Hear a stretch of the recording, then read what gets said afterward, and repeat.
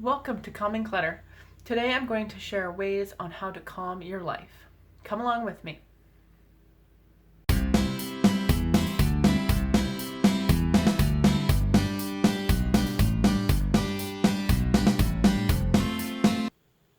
The first step to calming your clutter in your life is to set boundaries. Boundaries can be obligations that you are making that you may not have time to actually do, and saying yes to too many things. I am very guilty for this. But over the years, I've had to learn to say no, because the obligations were too much and I would be overwhelmed and I wasn't able to do the activity or whatever they were asking me properly. So I always have to observe and set boundaries on what I can and cannot do in a week or in any kind of week.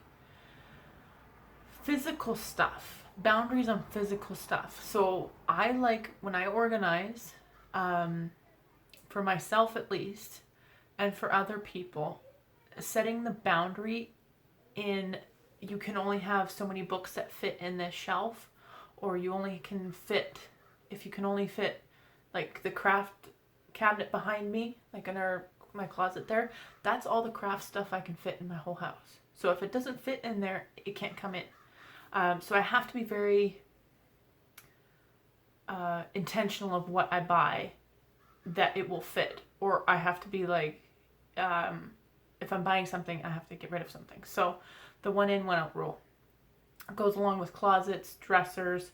Like, instead of buying something to put more stuff in, set the boundary of this is only the amount of pens that I can fit in that cup is how many pens I can have in my house. That's very important. And emotional things. You have to set boundaries for emotional things. And this is very important for myself and for my mental health. There's some emotional boundaries that I can't take on. I can't take on other people's emotions. And I'll be compassionate and I'll empathize with people, but I can't take that emotional baggage with me. And that is a very big boundary for me. Number 2, in calming your clutter in your life, is plan self-care. This is huge to calming your clutter. So I plan my yearly doctor's appointments in advance. So if I know that I need to see the doctor in August or whatever, I'll plan those so that I know when I need to go see him, and it's already planned. I also do that with, if I see my therapist regularly. Fortunately, I don't have that right now regularly, but when I do, I plan those. That's my self-care, is doctor's appointments and therapists and things like that. That is huge self-care for me. Also, self-care for me is working out or exercising and anything that brings me joy. Sometimes exercising sucks. I hate exercising to a point. But I enjoy like exercise classes or doing yoga in my office or in my living room. And planning a manicure or a pedicure or a massage. Fortunately, I'm able to have a massage every 5 weeks because I get it through my benefits paid. So I already pre-book them. They're far in advance and I know when I'm going for my next massage. And self-care is very personal, but you have to plan it. Like, a lot of people are like, oh, I don't have time for self-care. You have to plan it. You have to, or it won't ever get on your calendar. And if it's not in my calendar, I won't do it. Today, unfortunately, I wasn't able to do my self-care. The one that I wanted to do was walk outside, but it thunderstormed as soon as I was going to go out. So I have a backup plan. I'm going to have a hot shower after I'm done videoing and maybe paint my nails or something like that. That is going to be my self-care for today. But I've planned it and I've had a backup plan for if it didn't work out. Number 3 is journaling.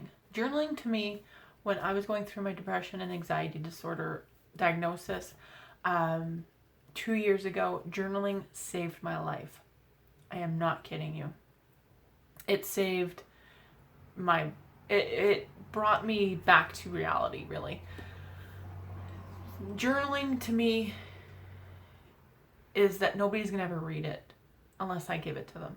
So I can put anything, any kind of crazy story that's in my head or any kind of thought, negative, positive, whatever, it goes in my journal. And it may never make sense to anybody else because my spelling's horrendous. But I don't care. I just write because it gets it out of my head and it gets it onto paper.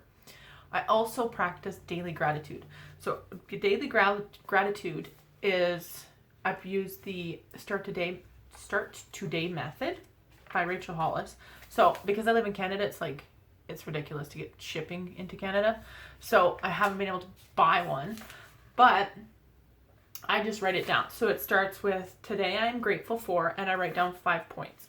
If I have more, I'll put more. But and then it says 10 dreams I have made happen. That I haven't actually made happen, but I'm tricking my brain into thinking that they have. So it's like we are debt free. So we're working on being debt free. So I'm trying to project that in the future. And there's a lot of people that have research and scientific proof that if you write it this way, you will achieve it. So, and so far it works pretty good.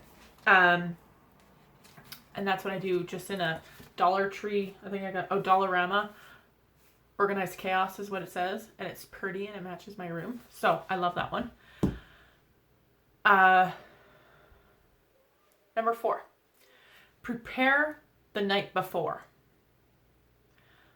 Practice one thing rule. I have no idea who showed me this before. I think the book's called The One Thing. But what is the one thing I can do tonight that will make my tomorrow better? So Monday nights, I work Tuesday outside of the home. So Monday nights is always preparing, make sure I have clothes for tomorrow to wear, and make sure that I have my work bag packed, my work phone is charging and ready to go for tomorrow, and my calendar is set. Because I go to different homes and clients and stuff like that, I have to make sure that I'm on time and what is happening. I may pack lunches if we have a scheduling thing. I may fold a couple loads of laundry. Just, you have to pick one thing. It totally changes my life because sometimes that will propel me into doing something else that will help me for the next day. But just doing the one thing is like, okay, I just have to do the one thing. But then the one thing actually turns into a couple things and it just makes tomorrow way better. Number 5, use a calendar, people. I don't care if you have, like, granted, I use a lot of calendars, but they all have purpose. But a lot of people are like, oh no, I'll remember. No, you won't. No, you won't. Or you'll remember the day before, and then you're like a mad dash to figure out what you need to do. So, for instance, on Wednesday, I have to bring a dessert for a church activity. I am not planning to make the dessert on Wednesday. When do you think I'm planning to make the dessert? Tomorrow. Or if I know that I was going to make cinnamon buns, I would make the dough today and then the cinnamon buns tomorrow, and then they're cooked and ready to go for Wednesday, right? So having a calendar and looking at your whole week just makes, it just makes my life so much easier that I know, and it piles on to everybody else. So like on Wednesday, I know we won't have time to make, well, I'll make a dinner, but it's going to be like burritos, easy, get out the door kind of supper. Tonight, I knew that I had time, so I made some cranberry chicken legs and some noodles, and it just took some time. I also double baked, like did a double batch of noodles so that tomorrow's lunch is actually past the salad. So done. Lunch is done while I'm making dinner. Also, It does not have to be paper, and it doesn't have to be digital. It can be either one. I actually use both. I will do a video, or in the comments, if you have suggestions, I use a block schedule. There is a lot of videos online about block scheduling, and I've always kind of done a block scheduling since my kids were little. It was always kind of like a block schedule. It just works better for my brain because I'm a structured person, but I like flexibility at the same time. So I can do a video about that. If you put in the comments that you want to see a video of my block schedule, because I have a lot of things to block schedule to figure out where I'm going and what's happening for the day. Use a calendar, paper or digital, but use a calendar. You need to know where you're going. Number 6 is give yourself grace. We all need a bit of grace. We all need a bit of grace. And we all need to be compassionate with ourselves. One, you are living a life that you were created to live. And you are living the life that you can control. To a point. And everything that I've given you, you can control. You can control your gratitude, you control your self-care, you can do all of this stuff. If you have small children, you can swap with a mom. If you're planning a massage and she wants to plan a massage, swap babysitting with them. Or there's always a way to get, don't let those things stop you. My favorite quote that I think I created was, don't let your lack of organization stop you from living your best life. Because a lot of people are like, oh, I just don't have time. We can find you time. I have a block in my block schedule of self-care time. If it doesn't happen by that time, it has to happen by another time. There's actually 2 windows for me to have self-care time. And it happens every day. Has to. Or I will go absolutely crazy. But you have to have grace and you have to have compassion. Not every day goes perfect. And I think that you just have to just love yourself and have moments in your day where you are connecting with your family and you're reconnecting with yourself. And as a mother, I am totally and 100% compassionate and empathize for everybody who has children, or if you don't have children, or any kind of stage you're living in. It doesn't matter if you have children, you're done having children, or you're an empty nester. All of those steps are steps in ways that you can calm your clutter. And if you didn't notice, clutter in my mind is clutter of your mind. And in my world, clutter is in your head, and it can be your possessions, because they are the same. Clutter is very much psychological in why we keep things in and why we have so much stuff and why we need to buy. And some people don't feel like they have time for a manicure or self-care or journaling or doing the dishes or whatever, but they can find time to be on the internet for a long time.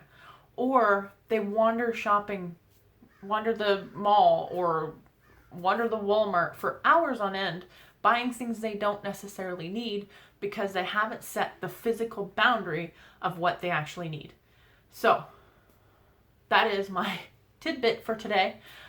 To recap, in ways to calm your clutter in your life, you need to set boundaries. Plan your self-care. Write and journal your thoughts. Prepare the night before. Use a calendar and give yourself grace. And I hope you found this video inspirational and some information that was helpful to you. I ask that you can subscribe to my channel to find more ways to calm your clutter. And we'll be doing more videos while the weeks come along. And I hope that you can Follow me on Instagram at Common Clutter and also on Facebook under the same name. I'm more on Instagram though, but I hope that you found this inspirational and learn to just calm your clutter. You have to start with you before you start with your home.